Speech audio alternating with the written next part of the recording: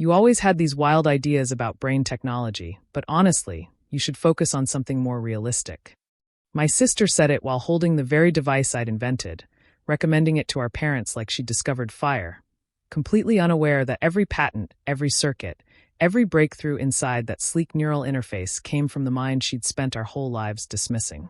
She was explaining how revolutionary it was, how it was transforming her practice, how patients with PTSD and anxiety were finally finding relief, and I just sat there eating mashed potatoes, waiting for the moment she'd finally connect the dots. But the best part wasn't going to be her realization. The best part was going to be the silence that followed. Before I tell you what happened when I dropped that truth, comment where you're watching from. And ask yourself, if someone built their entire career on your work without knowing it, would you tell them quietly or let the moment unfold in front of everyone? My name is Simone. I'm 33 years old, and I spent most of my life being called the difficult one. Growing up in our family in Portland, Oregon meant growing up in direct comparison to my older sister, Audrey. She was 2 years ahead of me and approximately a lifetime ahead in our parents' approval ratings. Audrey was graceful where I was awkward, social where I was solitary, practical where I was, according to everyone who knew me, lost in the clouds. Audrey became a therapist, a licensed clinical psychologist with a private practice, a waiting list of patients, and the kind of steady, respectable career our parents could brag about at neighborhood parties. I became something harder to explain. From the time I was 8 years old, I was obsessed with the brain. Not in the way Audrey was, studying behavior and emotions and therapeutic techniques. I wanted to understand the hardware, the neurons, the electrical impulses, the biological machinery that created consciousness itself. By 12, I was reading neuroscience textbooks I barely understood. By 15, I was building crude EEG devices in my bedroom from parts ordered online. By 18, I had a scholarship to MIT to study biomedical engineering, which my parents celebrated for approximately 3 days before returning to their usual focus on Audrey's accomplishments. I didn't mind. I was used to being invisible. College was where I found my people. Other obsessives. Other dreamers. People who stayed up until 4 a.m. arguing about brain-computer interfaces and neural plasticity and whether consciousness could ever be digitized. We were weird, and we knew it, and we didn't care. My senior thesis proposed a theoretical framework for a non-invasive neural interface that could modulate brain activity without surgery. My advisor called it ambitious. The review committee called it implausible. My parents called it nice honey and asked when Audrey's graduation ceremony was happening. But I knew I was onto something. After graduation, I turned down safer opportunities to pursue my vision. I lived in a tiny apartment in Cambridge, surviving on ramen and stubbornness. I worked part-time jobs that paid the rent while spending every free hour in borrowed lab spaces, refining my designs. My family thought I was failing. "What exactly are you doing again?" my father asked during one of our rare phone calls. "Building a neural interface device." "A what?" "A device that can help regulate brain activity. For things like anxiety, depression, PTSD. Non-invasive, portable, affordable." Silence. Then, "Have you considered something more stable?" Audrey just opened her second office location. Maybe she could use help with administrative work. I hung up shortly after. The breakthrough came when I was 27. After years of iteration, I'd finally cracked the core problem. How to deliver precise electromagnetic stimulation to specific brain regions without requiring implanted electrodes. The prototype was ugly, a headset that looked like something from a low-budget sci-fi movie, but it worked. I called it Neuralink. Testing was complicated. Medical devices require FDA approval, clinical trials, mountains of paperwork. But I found partners. A research hospital in Boston agreed to run preliminary studies. Early results were extraordinary. Patients with treatment-resistant PTSD showed significant improvement after just 6 sessions. Anxiety symptoms decreased by an average of 47%. We weren't just treating conditions. We were proving that the brain could be gently guided toward healthier patterns. I filed the patents. All 17 of them. Every core technology, every refinement, every application. Neuralink was mine. The FDA approval process took 3 years. During that time, I raised funding, built a team, and prepared for market launch. I also continued being invisible to my family. Audrey got married. I attended the wedding and gave a toast nobody remembered. My parents celebrated their 40th anniversary. I bought them a trip to Hawaii that Audrey took credit for coordinating. Every family gathering included updates on Audrey's practice, Audrey's patients, Audrey's professional achievements. I nodded along and said I was still working on the tech thing. They never asked for details. I never volunteered them. Neuralink launched when I was 31. The response exceeded every projection. Within the first year, over 200 clinics across the country had licensed the technology. Major hospital systems integrated it into their psychiatric treatment programs. Insurance companies started covering treatments because the outcomes were so dramatically better than alternatives. The device I'd built in borrowed labs with borrowed time was now helping thousands of patients find relief from conditions that had tortured them for years. The licensing fees alone generated over $40 million in our first fiscal year. I was, by any objective measure, extraordinarily successful. I was also still the overlooked sibling at every family dinner. Then came the dinner that changed everything. It was Thanksgiving. I'd flown to Portland despite a crushing schedule because my mother had guilt me about missing the previous 2 holidays. Audrey was there with her husband. My parents had prepared the usual feast. Everything was normal, until Audrey started talking about work. "I have to tell you about this incredible new treatment modality," she said, practically glowing with excitement. "It's completely changed my practice." My mother leaned forward, always hungry for Audrey content. "What is it, dear?" Audrey reached into her bag and pulled out a promotional brochure. On the cover was a sleek, professional image of the Neuralink device. "My device. It's called a neural interface," Audrey explained. "Cutting-edge technology. It uses precise electromagnetic stimulation to help regulate brain activity. I've been recommending it to patients with PTSD, severe anxiety, treatment-resistant depression. The results are remarkable." My father looked impressed. "And this is something new?" "Relatively new to clinical practice, yes. Costs about $8,000 per treatment course, but the outcomes justify it. I've had patients who spent years in traditional therapy make more progress in 2 months with this device than they did in the previous decade."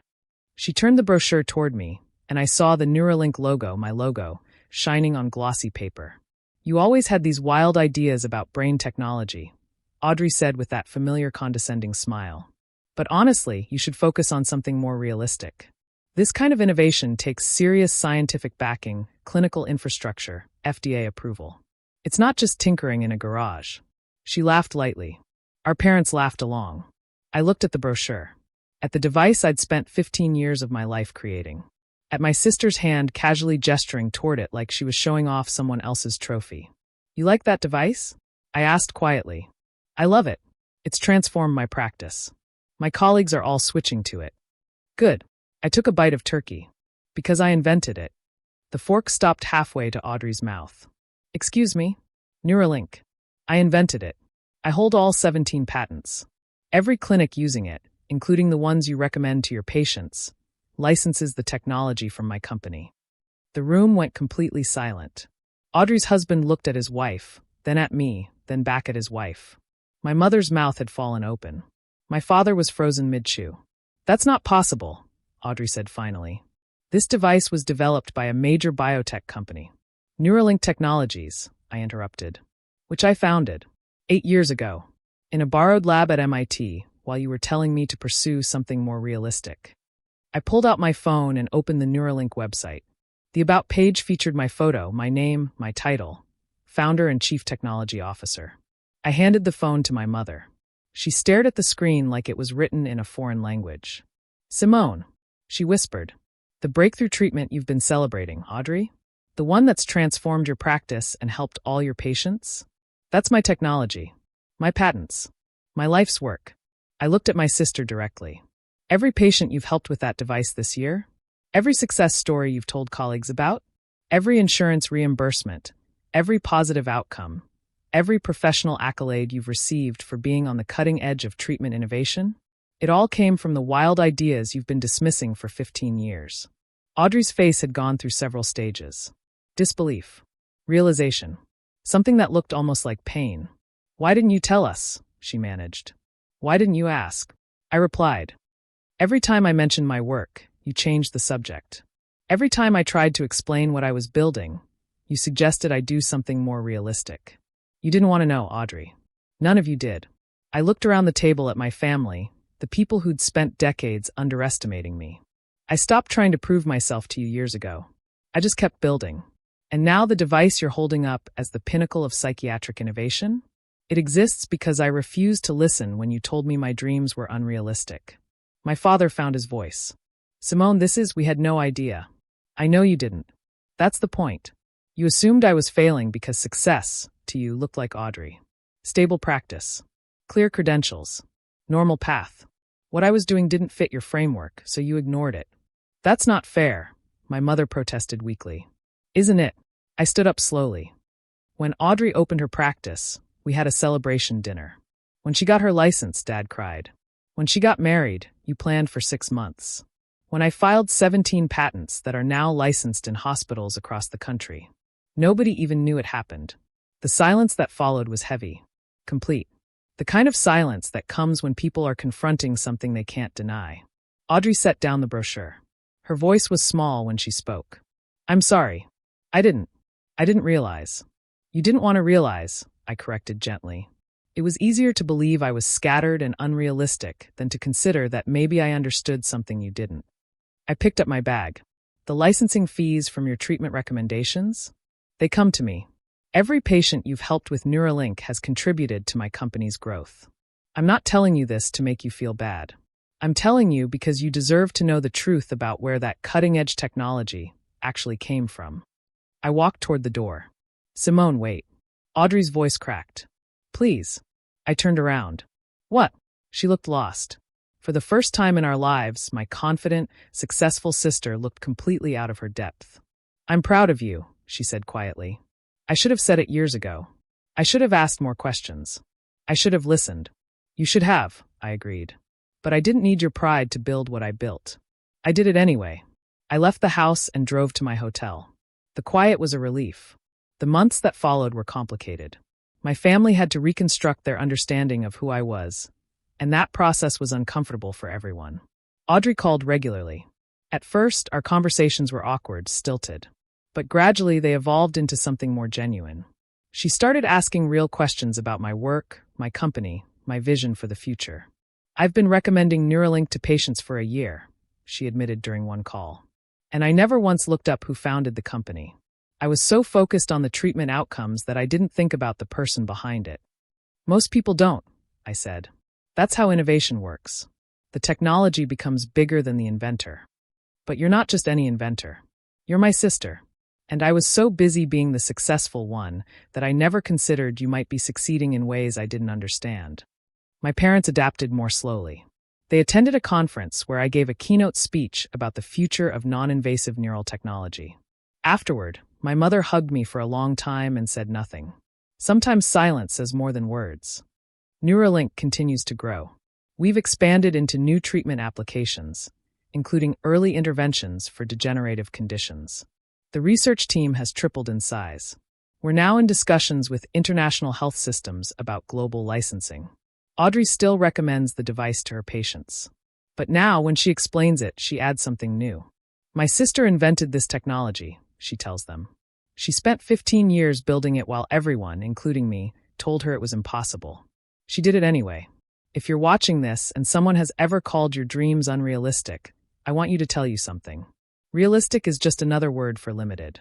The people who change the world are the ones who refuse to accept that limit, who build quietly while others dismiss them, who let the work speak when words aren't enough. My sister said I should focus on something more realistic. She was wrong. And now she recommends my invention to every patient who needs it. Build your unrealistic dreams. The world will catch up eventually. If this story hit home, share yours in the comments. And subscribe, because the next story might be the breakthrough you needed to hear.